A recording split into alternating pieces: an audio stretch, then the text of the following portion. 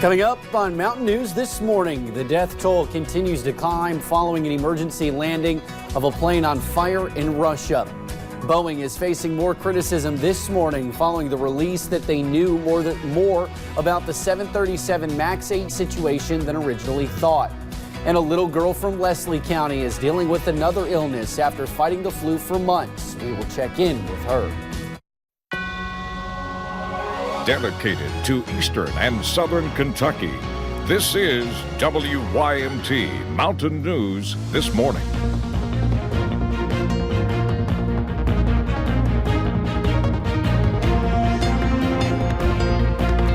Good morning. It is 6 o'clock. I'm Will Puckett. Thank you for tuning into Mountain News this morning on Monday, May the 6th. It's a Monday. As you can tell, it's already starting to throw a little bit off, but the good news is it should be a nice Monday, so everybody can breathe a sigh of relief there. Let's bring Brandon in this morning. And Brandon, everybody needs to just soak in the nice weather at the beginning of the week, because we'll be soaking in the rain at the end of the week. Yeah, unfortunately, that's a possibility. I mean, there's not enough coffee in the world this morning, Will, it doesn't seem like. But here's the thing. The fog you're going to see outside this morning when you walk out, that's not in your head. That's actually going on, and it's pretty dense in a lot of areas. Let's go to live pinpoint Doppler radar first. We are scanning clear skies here at 6:01, and good morning to you for just joining us. Dense fog advisory continues for the entire region until 10 o'clock this morning, and it is foggy out there. Take a look at that. Basically everybody either zero visibility or very close to it. So please slow down. Use those low beams this morning. Give yourself plenty of time to get where you're going. 40s and 50s for temperatures, so you'll need a light jacket to start your day. That's quite a bit of a difference from yesterday when it was still cool as that cold front passed, about 5 to 10 degrees colder. So you'll need a little extra on your coffee meter today, especially just because it's Monday, normal day otherwise, with temperatures in the 50s and 40s. Dense fog this morning gives way to sunny skies this afternoon. We top out in the upper 70s. Will? All right, Brandon, thank you, sir. Well, we have a traffic alert to pass along to you this morning. Highway 15 near Isom in Letcher County is shut down due to a structure fire. Dispatchers say the road is shut down in both directions and will likely be for some time. Several departments are responding to the fire, but we have no other information at this time. This story will be updated as we get more information. Now, Russian officials say at least 41 people, including 2 children, were killed at the Moscow airport on Saturday after a passenger jet made an emergency landing on fire. CBS's Mola Langi has the latest. Engulfed in flames and smoke, a Russian passenger plane made an emergency landing at Sheremetyevo International Airport just outside Moscow. There were 78 people on board the plane. Russian investigators say at least 41 of those people, including 2 children, were killed. Cell phone video taken inside the cabin shows flames flaring out from the side of the plane. Other cell phone video shows desperate passengers using the emergency exit slides to escape and flee from the massive fireball behind them. There were reports of bad weather when the regional jet took off for the northern city of Murmansk. About 30 minutes after takeoff, the plane was forced to turn back for unspecified technical reasons. Officials say the plane bounced upon landing, hitting its lane 3 times. That hard landing caused fuel from the tanks to spill, dousing the back of the fuselage. The plane's manufacturer said the aircraft received maintenance in April, and the pilot had more than 1,000 hours of experience flying the plane. The airplane belongs to the flagship Russian carrier Aeroflot. A criminal investigation has been opened in Moscow, which is standard whenever there's an aviation death in Russia. Mola Langi, CBS News, New York. The Sukhoi Superjet 100 is mainly flown in Russia as a successor to outdated Soviet-era aircraft. Airlines in other countries, including Armenia and Mexico, also use the same aircraft. The bodies of a pilot and his passenger have been found after a helicopter crash in Maryland. The 2 men are the only victims. Multiple rescue and dive teams helped recover their bodies from the Chesapeake Bay overnight Saturday. Dozens of first responders rushed to Kent Island, but the rescue turned into a recovery after nightfall. It just shot right over the top of the house. Yellow helicopter, you could almost see somebody in it. It was that low. The 2 men who died were Charles Knight from Mount Airy, North Carolina, and Matt Clark from Pasadena, Maryland. The cause of the crash is unknown. Natural Resources Police investigators will be working with the National Transportation Safety Board and the FAA to recover the wreckage. In other aviation news, Boeing has released more about the 737 MAX 8. The company says it knew about a problem with the plane in 2017, but decided not to do anything about it. The statement said Boeing engineers knew the planes didn't meet certain requirements in 2017, but decided the existing functionality was acceptable until the next software update, and the problem, quote, did not adversely impact airplane safety or operation. Because of that, they never told the airlines or the FAA. The issue only came up after the Lion Air crash last October. Laurel County deputies say they found a man's body Sunday afternoon in a creek. Deputies believe the person found was Tony Gibson. Gibson went missing last week. The body was sent to Frankfort for an autopsy and to confirm the identity. The cause of death is not known at this time. A Kentucky man could face the death penalty if convicted of murdering a 7-year-old girl. The Glasgow Daily Times reports a judge denied a motion Friday to exclude the death penalty in the case against Timothy Madden. The trial takes place in September. Prosecutors accuse Madden of killing Gabby Doolin after she disappeared during a football game in Allen County back in 2015. I was at Western as that entire situation was unfolding. It was a terrible story. Now, Laurel County deputies say they arrested a man early Saturday morning after he ran through yards screaming and cursing.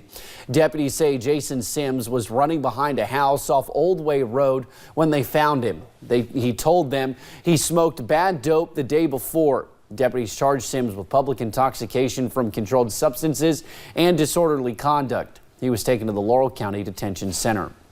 A fire destroyed an old Clay County gas station yesterday morning. Firefighters say when they got to Stevie's gas station off US 421, smoke and fire was already spreading throughout the building.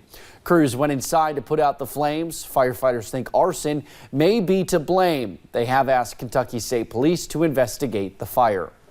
Now, training firefighters is important for many different reasons, but many wonder how they learned those life-saving skills. WYMT's Marianne Fletcher watched as the firefighters battle a house fire. They started themselves.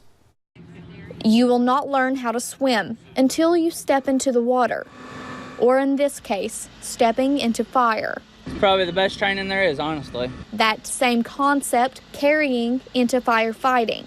To me, it helps a lot. Nearly 100 firefighters like Curtis Coleman and Jordan Kennett from Olive Hill met in Lawrence County. This is a good way to see exactly what we need to be looking for in a fire to save our lives. This type of class is called live burn training.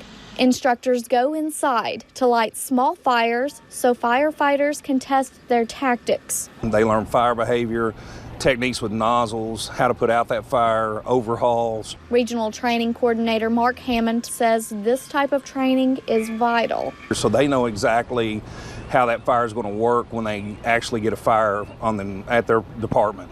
And while many departments are in desperate need for volunteers. In Kentucky, probably over 80% of the fire departments are volunteer, so we do need any help that we can possibly get. Sessions like this can help recruit as well as retain firefighters. Anytime we burn, we usually get a huge turnout because it's few and far between that it happens. Turning up their tactical skills. In Lawrence County, Marianne Fletcher, WYMT Mountain News. Fire departments as far as Harrison County traveled to yesterday's training. This class was part of a weekend-long course to help sharpen their life-saving skills. In other news, back in February, a little girl in Leslie County was diagnosed with a terrible case of the flu, which turned into something worse. At just 20 months old, Kaylin Lowe became very sick, soon catching encephalitis. Sunday afternoon, people in the community hosted a cruise-in to help raise money to help with all her medical expenses. Couldn't believe it. It's different communities, not only our community, but people, and there's people all over the world that send her stuff, stuffed animals and clothes. Cards. Yeah, everything. We have cards we haven't even went through yet. Kaylin is currently taking therapy to help her get back on her feet. We continue this morning with an inspiring story. A survivor talks to students about the horrors of the Holocaust so no one forgets. You didn't know if they're going to kill you the next minute or not. And you were always ready. At Intermediate School 61 in Staten Island, 92-year-old Shirley Getzman tells the horrors of the Holocaust in vivid detail. You cannot forgive. You'll never be able to forgive because it was so barbaric. In 1944, Getzman, then 17, was separated from her family, taken to Auschwitz, and forced to work inside a crematorium, where she found her mother's shoes. I just said, she is dead. I knew she is dead. Getzman now spends time in schools talking to students. A recent study found 2/3 of young Americans could not identify what Auschwitz is, the Nazis' largest concentration camp. No, I did not know what Auschwitz was before this. 13-year-old Zaria Lewis and Ariana Soto. I didn't know much of it. I knew the general gist of what happened and what was going on, but I never really read into it. This whole experience has been very meaningful for me. Journalist Shira Stoll helped set up the sessions. Anti-Semitism is on the rise, and I think that if they don't learn it, history is bound to repeat itself. Stoll shows her documentary, Where Life Leads You. We were full of lies. We didn't bathe. To give students eye-opening eyewitness accounts, including Shirley Getzman's. If they wanted to hit you, they hit you. If they wanted to pull you, they pulled. A survivor sharing her story to inspire and never forget. You have inspired all of us to treat each other equally and accept others, no matter what religion or ethnicity they are.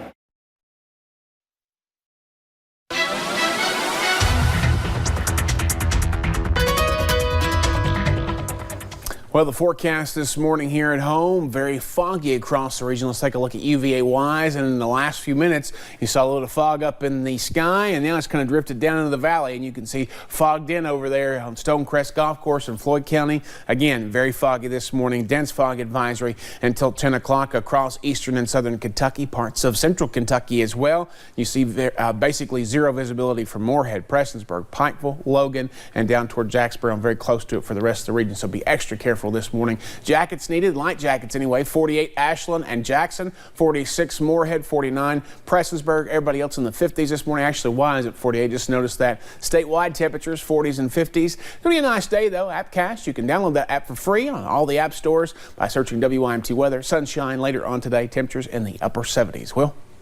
All right, Brandon, thank you. And thank you for joining us on Mountain News this morning. More news is on the way. Coming up, many people celebrated Cinco de Mayo yesterday, but do they know what they celebrated? We will tell you what they did. And later, one teacher is working on a dictionary that could help bridge the gap between the young and older generations.